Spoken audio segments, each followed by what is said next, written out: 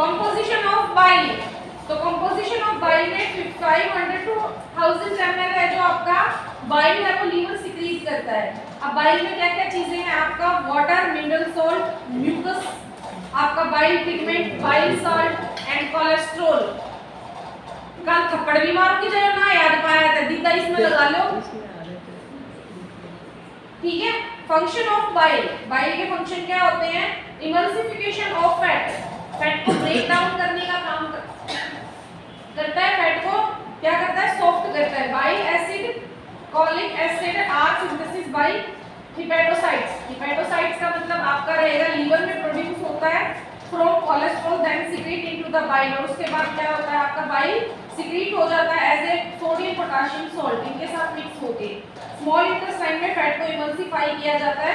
तो जितना बड़ा इन्होंने दे रखा है इतना आपको याद करने की जरूरत नहीं है, बेसिक्स आपको ये पता होना चाहिए इसका मेन फंक्शन क्या रहता है। तो मेन फंक्शन इसका क्या रहता है, फैट को इमल्सिफाई करना, ठीक है। जो आपके विटामिन फैट जो विटामिन होते हैं उनको डाइजेस्ट करना, उनका मेटाबॉलिज्म करना, ये काम रहता है बाइल का। एक्सक्रीशन ऑफ बिलिरुबिन, बिलिरुबिन आपको कौन सी डिजीज में देखने को मिलता है, जॉन्डिस, पीलिया। बिलिरुबिन के एक्सेस सिक्रीशन की वजह से क्या होता है, बॉडी की जो म्यूकोजा होती है, जो म्यूकस मेम्ब्रेन होती है वो येलो कलर की हो जाती है, ठीक है। तो जो आपका क्या बिलिरुबिन बोलते हैं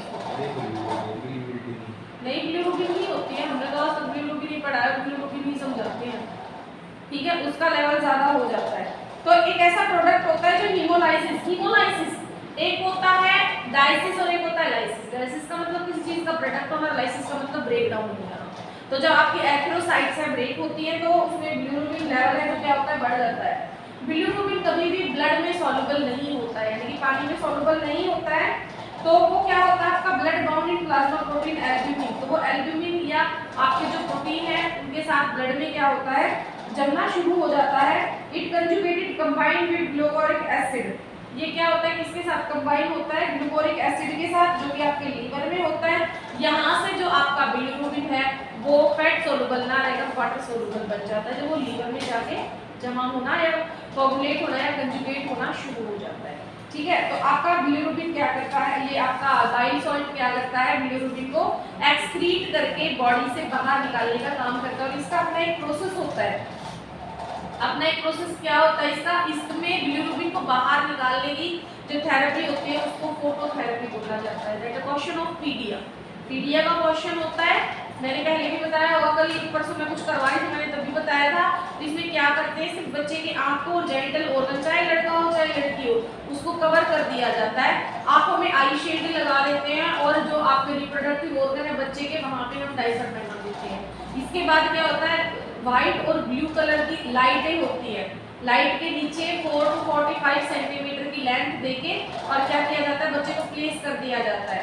हर 15-20 मिनट आधे घंटे में बच्चे की पोजीशन को हम लोग चेंज करते रहते हैं। इससे क्या होता है, जो आपका बिलिरुबिन होता है वो चेंज होना शुरू होता है, वाटर सोलुबल होना शुरू हो जाता है। जैसे जैसे बच्चा क्या करता है, यूरिन पास करता है, वैसे वैसे क्या होता है, जो बिलिरुबिन है वो एक्सक्रीट करके बाय स्टूल और बाय यूरिन बाहर निकाल दिया जाता है। लेकिन इस कंडीशन में बच्चे में सीवियर डिहाइड्रेशन होने के चांसेस हो जाते हैं, क्योंकि काफी लंबे टाइम तक लाइट के नीचे रहता है तो स्किन क्या होती है, गर्म हो जाती है, कई बार बर्न होने के चांसेस भी हो जाते हैं। इसलिए एडिक्वेट डिस्टेंस है जो कि बच्चे को दिया जाता है, ठीक है। इस कंडीशन में ब्रेस्ट फीडिंग को प्रमोट कर दिया जाता है, यानी कि अगर मदर एक दिन में 10 बार बच्चे को फीड करवा रही है तो हम उसको 15 से 20 बार बोलते हैं। क्यों बोलते हैं, क्योंकि बॉडी डिहाइड्रेटेड जल्दी होती है। ये एक प्रोसीजर रहता है जिसको हम फोटोथेरेपी बोलते हैं। Biliary tract, biliary tract, biliary tract में सीधा आ जाओ गॉल ब्लैडर में। Gall bladder, gall bladder is a pear shape sac, एक पीयर शेप का सैक होता है attach to the posterior surface of liver, जो लीवर में पीछे की तरफ से क्या होता है, लीवर के साथ अटैच होता है, कनेक्ट रहता है। इट हैज ए फंडस, इसका एक फंडस होता है, और एक्सपेंडेड एंड, एक्सपेंडेड एंड का मतलब होता है बड़ा, फंडस होता है किसी भी एरिया का ऐसा पार्ट जहाँ पे मोस्टली सारा काम, फंडस उसको बोलते हैं। नॉर्मल पूरी बॉडी के ऑर्गन की बॉडी से ज़्यादा बड़ा फंडस होता है आपका, जैसे स्टमक का फंडस था, यूट्रस का फंडस है।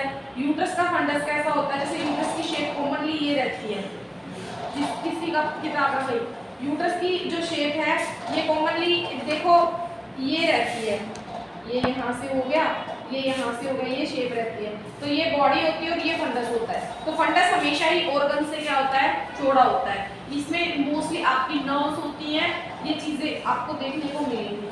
इसमें क्या होता है, एक बॉडी होती है जिसको हम मेन पार्ट बोलते हैं, एक नेक होती है जो आपकी सिस्टिक जो डक्ट होते हैं, छोटे छोटे जो डक्ट होते हैं उनके साथ क्या होती है, अटैच होती है। Structure, the wall of gall bladder has same layer of tissue, tissues की सेम लेयर यहाँ पे एक जैसी सी लेयर पाई जाती है। और basic structure of the alimentary canal with some modification, और इसका जो स्ट्रक्चर रहता है कुछ मॉडिफिकेशन के साथ एलिमेंट्री कैनाल जैसा ही रहता है।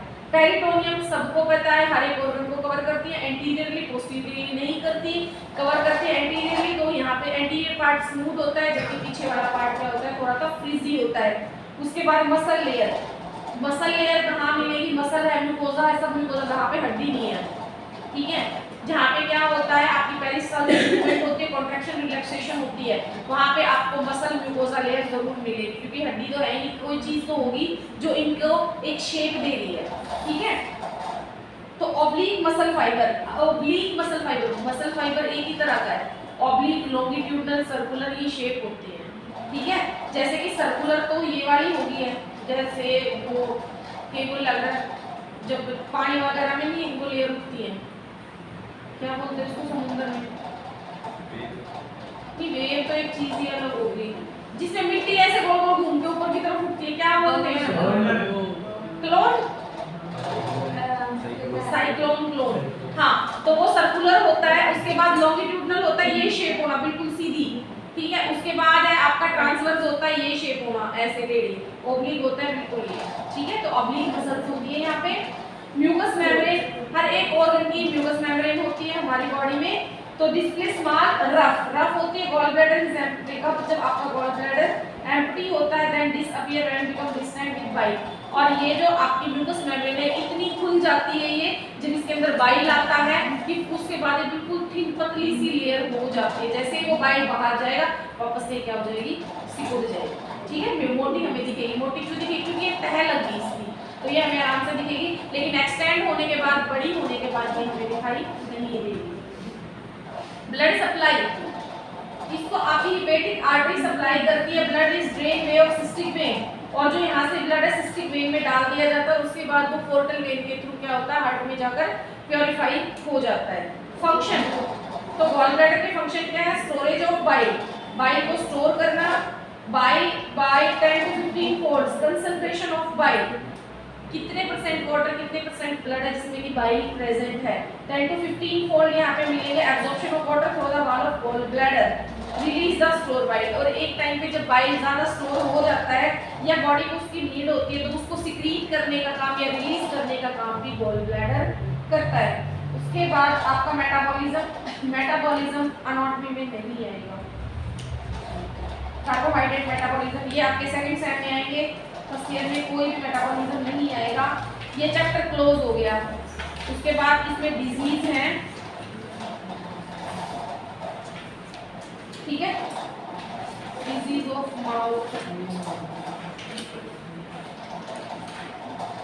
खत्म हो गया ये चैप्टर। उसके बाद आपका नेक्स्ट जो चैप्टर है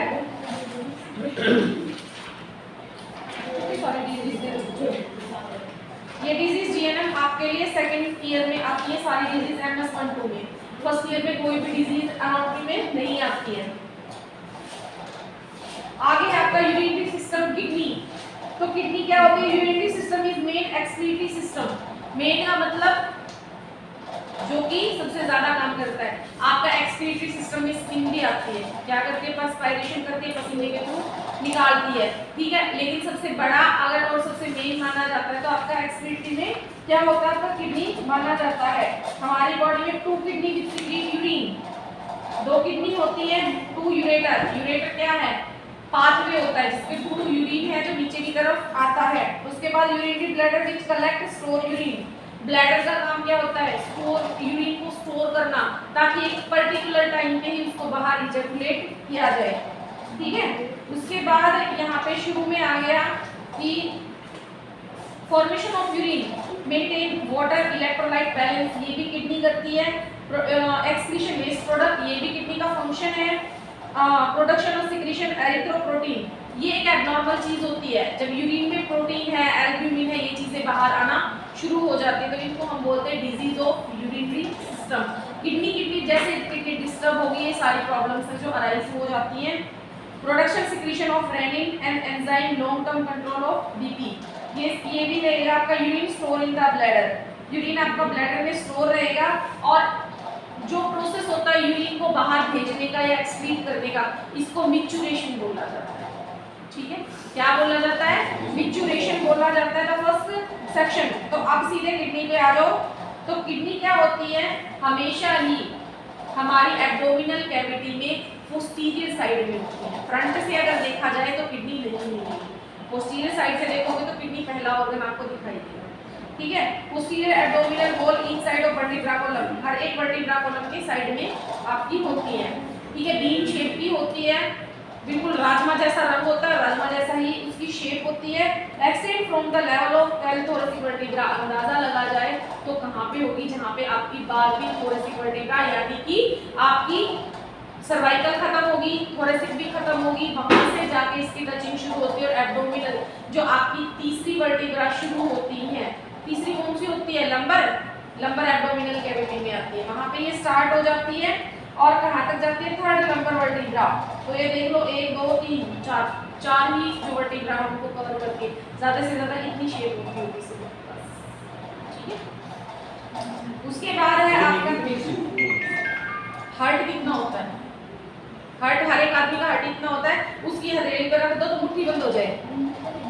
और भगवान ने इतनी बड़ी बड़ी थोड़ी लगा रखी, चीज तो छोटी छोटी ही है। Kidney are bean shape, 11 centimetre long, 6 centimetre wide, 3 centimetre thick और इसका वेट है लगभग 150 ग्राम होता है। दे आर एम्बेडेड, एम्बेडेड का मतलब होता है मांस में और फैट में धसी हुई होती हैं, क्योंकि इंडिविजुअल इनका अपना कोई फोर्स, तो किसी भी ऑर्गन का फोर्स नहीं होता, एक दूसरे के साथ क्या होता है? चिपक के ही ऐसे एडजस्ट होती है। अगर एक बार इनको बाहर निकाल लिया जाए तो दोबारा ही उसी पोजीशन में नहीं जाएंगी। अब किडनी के आसपास कौन से ऑर्गन होते हैं? सुपीरियरली तो आपको बताया किडनी के ऊपर एड्रेनल ग्लैंड प्रेजेंट होता है, डायग्राम में देख लो, दिख रहा है येलो कलर। क्या हो गया? याद ही करवाओगे? नहीं, ये ऑर्गन करवा दो, स्ट्रक्चर नहीं करवाओगे। ऊपर डायग्राम में देख लो, किडनी के ऊपर एड्रेनल ग्लैंड प्रेजेंट है दोनों किडनी में। यहाँ पे डायग्राम में इसके ऊपर येलो कलर में देखो, ये रहा, ठीक है, एड्रेनल ग्लैंड है। एंटीरियरली सामने अगर देखा जाए आगे की तरफ से तो लीवर रहेगा, आपका कोलोन रहेगा और डियोडिनम रहेगा।